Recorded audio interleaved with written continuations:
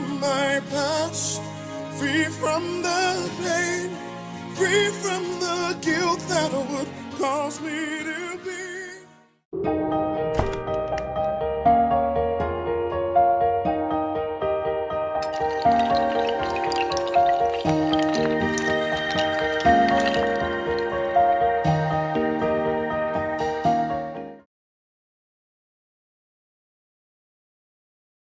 Parler à tes enfants aujourd'hui encore. Merci de me parler, de parler à toutes ces personnes qui nous écoutent. Merci de te servir de moi, Seigneur, pour transformer les cœurs, pour gagner davantage des âmes. Oh Seigneur, aujourd'hui nous parlons de toi. Je prie que tu me donnes les mots adéquats, que tu me donnes de m'exprimer comme tu veux, sinon que tu t'exprimes au travers de moi. Oh Seigneur, toutes ces personnes qui écoutent, je prie que tu fasses de leur cœur des terres fertiles à ta parole qui produiront des fruits dignes de toi. Merci Saint-Esprit parce que tu conduis ce moment au nom de Jésus. Amen. Bonjour tout le monde, j'espère que vous allez bien. Alors je suis Dame Priscilla et aujourd'hui nous allons parler du Saint-Esprit, About God 2, pour toutes les personnes qui ont suivi la première émission, la première rubrique About God 1. Nous allons parler de la conversion et aujourd'hui je viens parler en tant que complément, d'accord, du Saint-Esprit parce qu'on ne peut être stable spirituellement sans le Saint-Esprit. D'accord? Le premier pas à faire, c'est la conversion. Et je tiens à dire ici à toutes ces personnes qui me suivent, si vous n'avez pas encore reçu le Saint-Esprit, si vous n'avez pas encore accepté Jésus plutôt, il serait mieux pour vous de regarder d'abord la première vidéo. Parce que celui de qui je viens parler aujourd'hui, il habite que dans les corps, dans les cœurs des personnes qui ont accepté Jésus. Et cela, c'est au travers de la conversion. Nous allons parler du Saint-Esprit, comme je l'ai dit. Mais ce sera beaucoup plus un temps de prière, c'est-à-dire que je vais juste susciter en vous l'envie de recevoir le Saint-Esprit et vous allez par la suite recevoir le Saint-Esprit si vous êtes bien disposé. J'ai pas grand-chose à dire sur le Saint-Esprit, à part qu'il est essentiel pour une vie. Il est nécessaire dans la vie de tout être humain qui a accepté Jésus. Il est nécessaire dans la vie des personnes qui pensent que leur vie n'a pas de sens. Il est nécessaire, il est indispensable à la vie du chrétien, à la vie de la personne là, qui dit qu'elle veut aller au paradis. Sans le Saint-Esprit, nous ne le pouvons pas. Amen. Et le passage dont je parlerai aujourd'hui est tiré du livre de Actes. Acte 1 du verset 5 au du verset 3 au verset 5. Alors je vous prie de prendre votre Bible. J'ai trouvé mon passage donc je vais le lire. Il dit: après sa mort, Jésus se présente à ses apôtres. Il leur prouve de plusieurs façons qu'il est bien vivant. Pendant 40 jours, il se montre à eux et il leur parle du royaume de Dieu. Un jour, pendant qu'il mange avec eux, il leur donne cet ordre: ne quittez pas Jérusalem, mais attendez ce que le Père a promis. Moi-même, je vous l'ai déjà annoncé. Jean a baptisé avec de l'eau. Mais vous, dans quelques jours, vous serez baptisés dans l'Esprit Saint. Amen. Amen. Au verset 8, il continue en disant: mais vous allez recevoir une force, celle de l'Esprit Saint, qui descendra sur vous. Alors vous serez mes témoins à Jérusalem, dans toute la Judée et la Samarie, et jusqu'au bout du monde. Amen. Nous allons partir au chapitre 2, verset 1 au verset 4, qui dit: quand le jour de la Pentecôte arrive, les croyants sont réunis tous ensemble au même endroit. Tout à coup, un bruit vient du ciel. C'est comme le souffle d'un violent coup de vent. Le bruit remplit toute la maison où ils sont assis. Alors ils voient apparaître des langues, comme des langues de feu. Elles se préparent et se posent sur chacun d'eux. Tous sont remplis de l'Esprit Saint et ils se mettent à parler en d'autres langues. C'est l'Esprit qui leur donne de faire cela. Amen. Aujourd'hui, comme je le dis, je sens la présence de Dieu. Je sais que j'aurai du mal à prêcher parce que quand je sens sa présence, tout ce que je veux, c'est parler en langue, c'est me disposer et tout. Mais je pense que je vous communiquerai cette présence-là au nom de Jésus. Pourquoi recevoir le Saint-Esprit? Comment recevoir le Saint-Esprit? Qui est le Saint-Esprit? C'est autour de ces trois questions que tournera cette vidéo. Amen. Alors, qui est le Saint-Esprit? Le Saint-Esprit, c'est l'Esprit de Jésus. Amen. C'est celui-là qui vient dans ta vie pour t'aider à vivre selon le désir de Jésus. Amen. Et tu as besoin du Saint-Esprit dans ta vie chrétienne. Donc je disais tout de suite que tu as besoin du Saint-Esprit dans ta vie. Certainement tu t'es converti il n'y a pas longtemps. Tu pries le matin, mais bon, tu sens en fait qu'il faut quelque chose en fait pour que tu avances, pour que tu sois propulsé. Et cette chose-là, c'est le Saint-Esprit en griffe. Sinon, cette chose, c'est-à-dire que le besoin que tu as, c'est le besoin de recevoir le Saint-Esprit. Amen. Je tiens à préciser que toutes les personnes qui ont accepté Jésus, à la base, le Saint-Esprit habite en elles. Mais il faut qu'il se manifeste. Comment recevoir le Saint-Esprit? C'est en acceptant Jésus. Mais comment faire pour que le Saint-Esprit se manifeste en nous? Il faut aspirer à lui. Aspirer, c'est au fond de toi vouloir le recevoir. J'ai le Saint-Esprit. Et si mon témoignage peut t'aider, je te dirais que le Saint-Esprit, il est celui qui a changé ma vie. Il est entré dans ma vie un soir. Et il a transformé ma vie. Il a fait de moi quelqu'un qui parlait de lui dans les rues, qui continue de le faire. Il faut le Saint-Esprit pour que nos vies soient transformées. La Bible ici disait tout de suite, pour que vous soyez mes témoins, il faut que le Saint-Esprit soit en vous. J'ai paraphrasé, mais c'est ce que ça veut dire. On ne peut pas témoigner de Jésus si on n'a pas le Saint-Esprit. Tu n'auras pas la force. Toutes ces personnes qui sont là demain qui disent « Ah, ceux-là, ils sont forts, ils parlent de Jésus. » C'est parce qu'à la base, le Saint-Esprit ne s'exprime pas en eux. C'est quand le Saint-Esprit s'exprime en toi. Tu ne peux pas ne pas témoigner du Saint-Esprit. Tu ne peux pas ne pas témoigner de Jésus. Et ce matin, c'est pas un enseignement. Je viens susciter en toi la soif de recevoir le Saint-Esprit. J'ai soif de lui ce soir. J'ai dit, Saint-Esprit, je veux te recevoir. Je n'avais pas trop grandes choses. J'avais pas des formations sur lui. J'étais au cours de base ce jour-là et ils ont parlé du Saint-Esprit. Et pour ceux qui ont bien suivi le passage, la Bible dit que lorsque le Saint-Esprit est descendu sur eux, comme des langues de feu, ils se mirent à parler en langue. Le Saint-Esprit se manifeste par le parler en langue. Amen. Quand tu reçois le Saint-Esprit, il te donne une langue au travers de laquelle tu t'exprimes. Et ce jour-là, on parlait, le responsable parlait du Saint-Esprit. Il dit, voici, il y avait mes amis autour de moi qui ont dit, moi j'ai le Saint-Esprit. Et j'étais là, je dis, Saint-Esprit, je te veux aussi. Parce que j'avais tout laissé, je voulais que le Saint-Esprit prenne la place en moi. Et c'est ce qu'il faut. Pour que tu reçoives le Saint-Esprit, il faut que tu laisses tout et que lui prenne la place en toi. Il faut que tu t'abandonnes, il faut que tu abandonnes, il faut que tu t'effaces et qu'il prenne la place.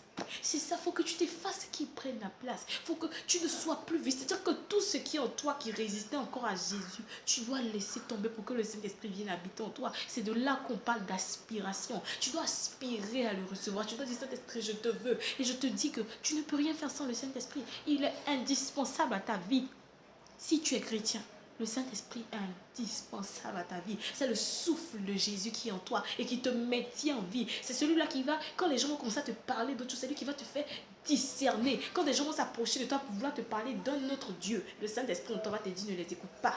C'est le Saint-Esprit qui, en toi, te dit en fait, si, quand tu mens, il te dit, Amen. La Bible dit qu'il nous convainc de péché de justice. C'est le Saint-Esprit. Souvent, tu ne sais pas si ça, c'est un péché ou pas. Je ne sais pas si ça t'est déjà arrivé. C'est-à-dire que tu es en train de faire un truc, par exemple, tu as répondu à quelqu'un, tu lui dis, on demande après toi et tu dis, par exemple, dis-lui que je ne suis pas là.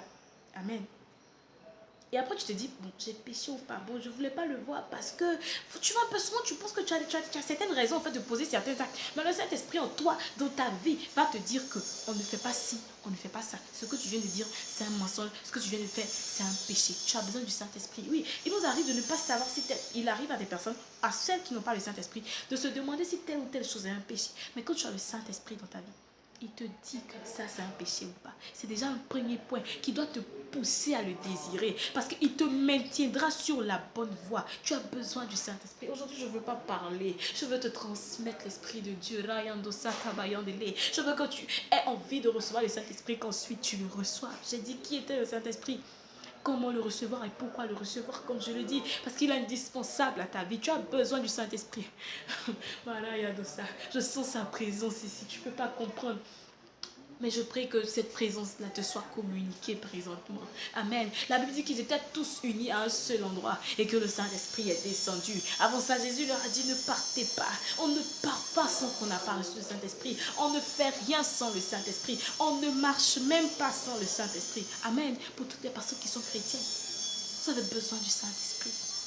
Comme je l'ai dit au début, je n'ai pas grand-chose à vous dire. C'est même pas une prédication. C'est juste une manière pour moi de susciter en vous l'envie de recevoir le Saint-Esprit. Et comme je vous expliquais, ce soir-là, je suis rentrée à la maison et j'ai commencé à prier. J'ai dit, Seigneur, je veux te recevoir. Je veux te recevoir. Je veux manifester ta vie. Je veux manifester ta vie. Je veux manifester ta vie. Et qu'est-ce qu'il a fait? Il a commencé à me rappeler mes péchés. Amen. Comment recevoir le Saint-Esprit? Il faut se débarrasser de tout ce qui ne le glorifie pas. Le Saint-Esprit, il est la lumière. La Bible dit que la lumière, les ténèbres et la lumière ne collaborent pas. Amen. Le Saint-Esprit, il ne peut pas venir dans une vie qui est pleine de péché. Comme je l'ai dit, pour que le Saint-Esprit vienne, il faut que tu acceptes Jésus. Il faut que tu te sépares de tout ce qui ne marche pas avec lui. Amen. C'est pour ça qu'il y a des chrétiens en fait dans l'église qui ne ressemblent pas à des chrétiens parce que vous avez accepté Jésus, c'est vrai, mais vous ne marchez pas selon Jésus. Et si vous ne marchez pas selon Jésus, le Saint-Esprit ne peut collaborer avec vous. Les ténèbres ne collaborent pas avec la lumière. Amen.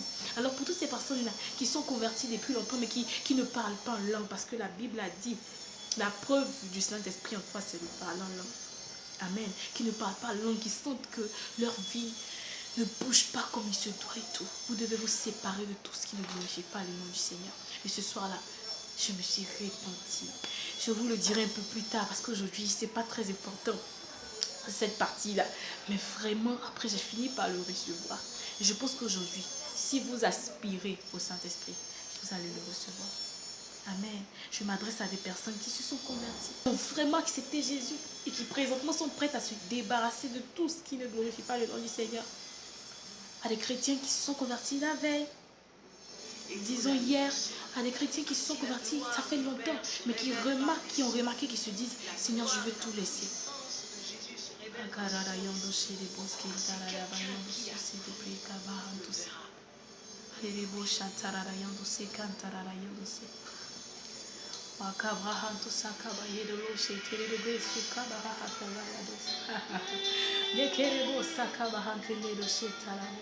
Disposez-vous. À toutes ces personnes qui veulent recevoir le Saint-Esprit, présentement, je vous prie de vous disposer. Parce que le Saint-Esprit va souffler sur vous maintenant.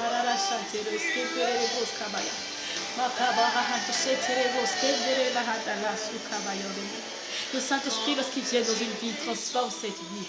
Le Saint-Esprit, lorsqu'il vient dans un cœur, il transforme ce cœur, il change la destinée de cette personne. Il change le cœur de cette personne, il change la vie, il change même le nom de cette personne. Là où on t'appelait voleur, là où on t'appelait sorcier, là où la malédiction était devenue ton caractère, le Saint-Esprit, lorsqu'il rentre dans ta vie, il transforme tout, il te délivre de tout, il te convainc de tout, il change ta vie.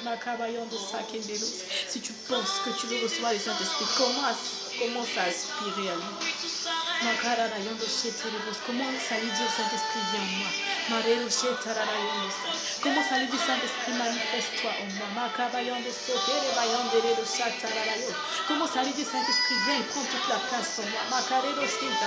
Je m'adresse ici à des personnes qui sont chrétiens, ça fait un bout de temps, mais qui, à un moment, se sont détachés du Saint-Esprit, qui ont cessé de parler en langue. Ce matin, vous allez parler en langue. Vous allez recommencer à parler en langue. Votre relation avec le Saint-Esprit va être restaurée. Commencez à aspirer. Continuez d'aspirer au Saint-Esprit.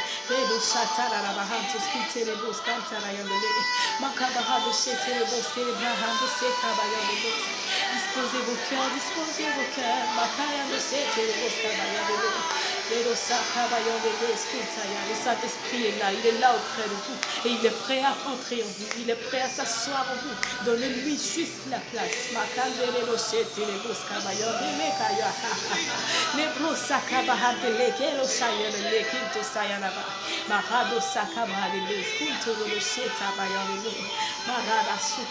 Le Saint-Esprit, il apporte la vie dans votre vie, il apporte la santé là où il y avait la maladie, il transforme cela, il transforme votre vie, il transforme votre vie. Vous ne pouvez pas comprendre à quel point le Saint-Esprit est important dans la vie de toutes ces personnes-là qui l'ont. Vous ne pouvez pas comprendre à quel point le Saint-Esprit est important dans la vie du chrétien. Vous êtes disposés, je prie que vous recevez le Saint-Esprit maintenant. De là où vous êtes, que votre relation avec le Saint-Esprit soit restaurée. Vous commencez à entendre parler la langue de votre esprit et vous le parlez maintenant. Vous entendez une langue de votre esprit, vous commencez à parler cette langue maintenant. À toutes ces personnes-là qui jamais n'ont parlé en langue, à toutes ces personnes qui n'ont jamais manifesté la présence de l'esprit, je déclare maintenant que vous la manifestez maintenant même. Si de là où tu es, tu crois en cela, tu manifesteras la présence de l'esprit. Parce que tu ne peux pas continuer comme ça.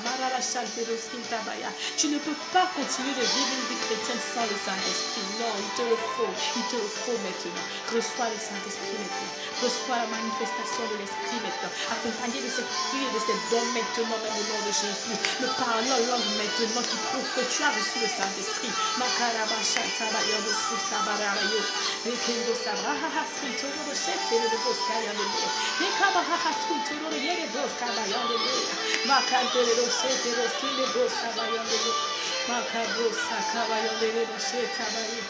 Alléluia.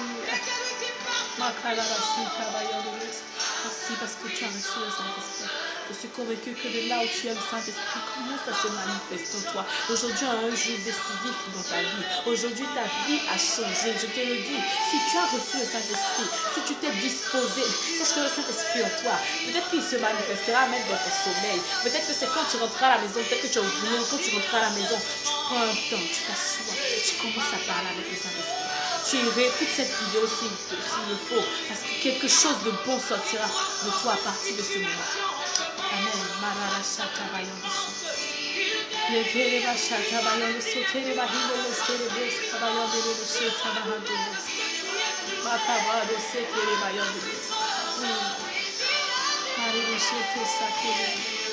Merci Saint-Esprit pour la vie de tes enfants que tu bénis. Je suis heureuse pour vous aujourd'hui parce que je sais que quelque chose s'est passé dans votre vie. Quelque chose s'est passé dans votre vie. Je vais vous laisser présentement. Je prie que vous preniez un temps, que vous vous asseyez. Pour ces personnes-là qui ont parlé en langue aujourd'hui, je prie que vous continuez de parler. Vous dites que ça a commencé bizarrement, mais ça va s'amplifier. C'est comme un enfant qui apprend à parler. Au début, c'est un peu, c'est ta, etc. Et puis après, ça se passe bien. Alors je prie,